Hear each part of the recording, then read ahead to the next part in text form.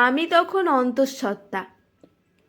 Doctor বলল, আমি যদি পুরোপুরি বেড রেস্টে না থাকি তাহলে যে কোনো সময় আমার পেটের বাবুটা নষ্ট হয়ে যাবে।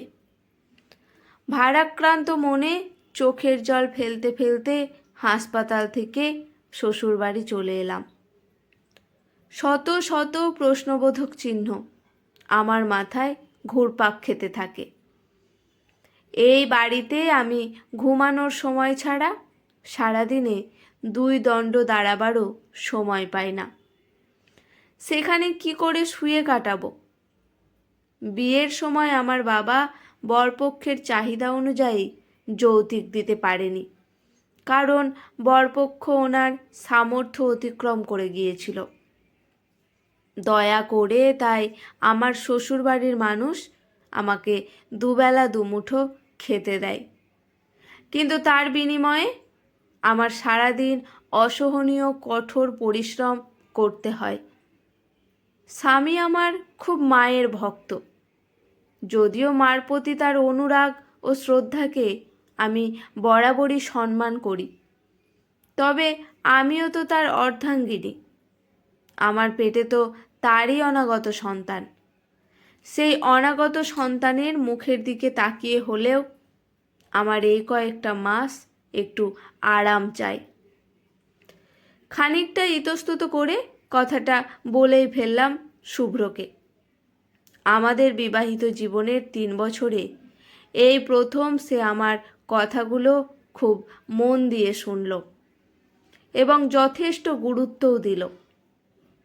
পরদিন সকালে খাবার টেবিলে বসে সে সবার সামনে শাশুড়িকে আমার সমস্যার কথা খুলে বলল। মা, নীরার শরীরটা ভালো না, কয়েকটা মাস ওকে আরাম করেই কাটাতে হবে। তাই আমি ভাবছি ওকে বাপের বাড়ি দিয়ে আসব।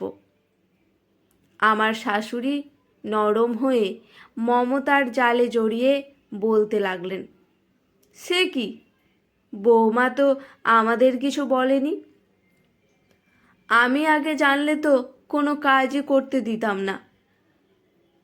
খানিকটা অভিমানের সুরে আরও বললেন, তাছাড়া তুই এমনভাবে বলছিস শুভ্র, যেন তোর বউকে আমরা সারাদিন খাটাই। শুভ্র, না মা, আমি তো তা বলিনি। আমি শুধু বলতে চাইছি যে। শাশুড়ি মা, থাক, সব বুঝি আমি। ওর কোথাও যেতে হবে না, ও আমাদের বাড়িতেই থাকবে, আমাদের চোখের সামনেই। তারপর কয়েকদিন আমাকে দিয়ে বাড়ির কোনো কাজ করানো হয়নি।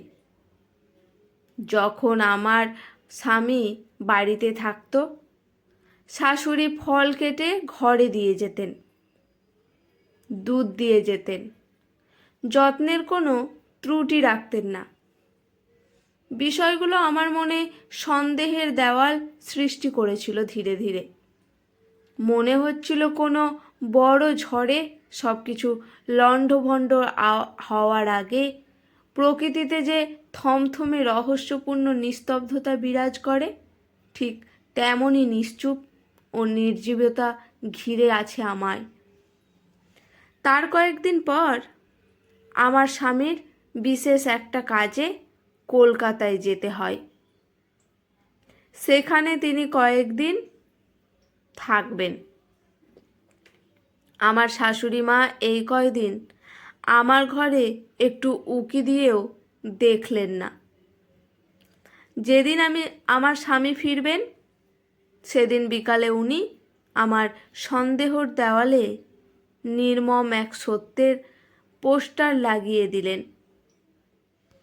পর্যাপ্ত তরকারি না থাকার কারণে ভাতে জল ও নুন মিশিয়ে মরিচ ডলে খেয়ে উঠলাম। শরীর বেশি দুর্বল থাকায় মাথায় দুলুনি দিয়ে ওঠে, তাই বাসি বাসন না মেজেই ঘরে এসে বিছানাটায় গা এলিয়ে দিই। কতক্ষণ এভাবে ছিলাম জানি না। হঠাৎ চুলে প্রচণ্ড চাপ অনুভব করি। আমার চুল ধরে হ্যাঁচকা টান দিয়ে মেঝেতে ফেলে দেন শাশুড়ি। যন্ত্রণায় কাঁকিয়ে উঠি। তিনি অনর্গল বলে চলেছেন, জমিদারের কন্যা হয়েছিস হ্যাঁ?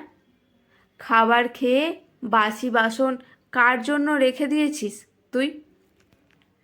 আমি, মা, আমার খুব খারাপ লাগছিল তাই আমি।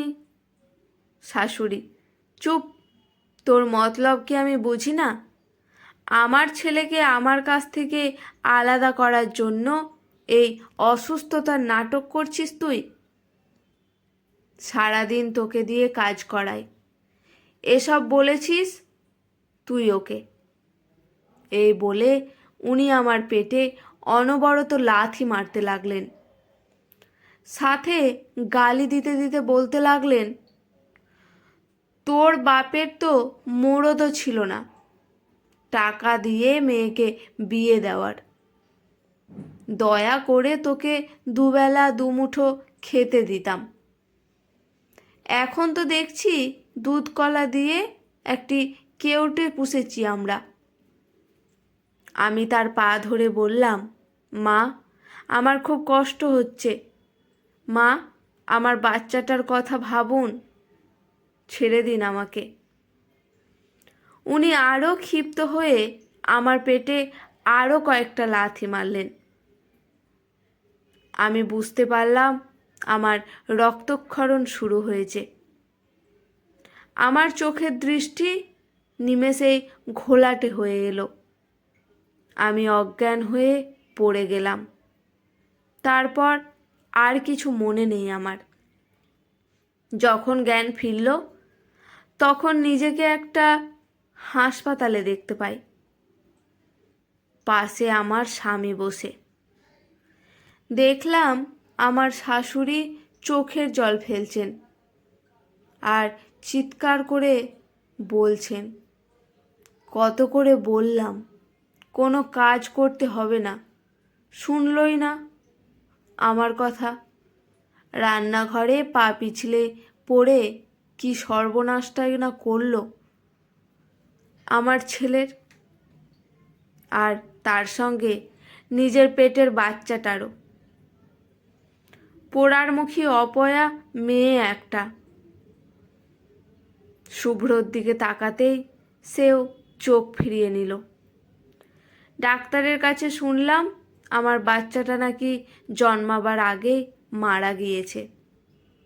আমার দু চোখ বেয়ে জল পড়তে থাকে।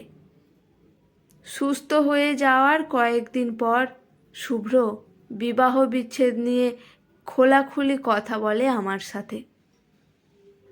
এই সমাজে আমি এখন একজন কলঙ্কিনী কঙ্কাবতী। আমার সাথে আর সংসার করা শুভ্রর পক্ষে আর একদম সম্ভব নয়। শুভ্রর সাথে বিচ্ছেদের পর আর আমি বাপের বাড়ি যাইনি।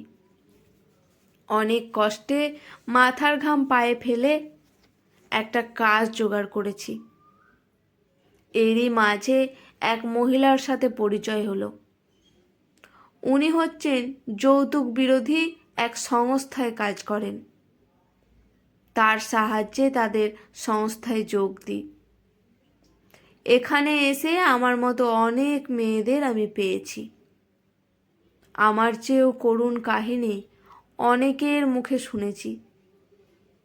শত কষ্টের মাঝেও সবার একটাই চাওয়া, একটাই প্রশ্ন, কবে পাল্টাবে আমাদের এই সমাজ? কবে বন্ধ হবে মেয়েদের ওপর এই অন্যায়, এই অত্যাচার? আজকের গল্পটি এখানেই সমাপ্ত। গল্পটি কেমন লাগলো অবশ্যই কমেন্ট করে জানাবেন। ভালো লেগে থাকলে চ্যানেলটি সাবস্ক্রাইব করে লাইক করে সুন্দর সুন্দর গল্প পড়ার জন্য আমার চ্যানেলে চোখ রাখবেন। ধন্যবাদ।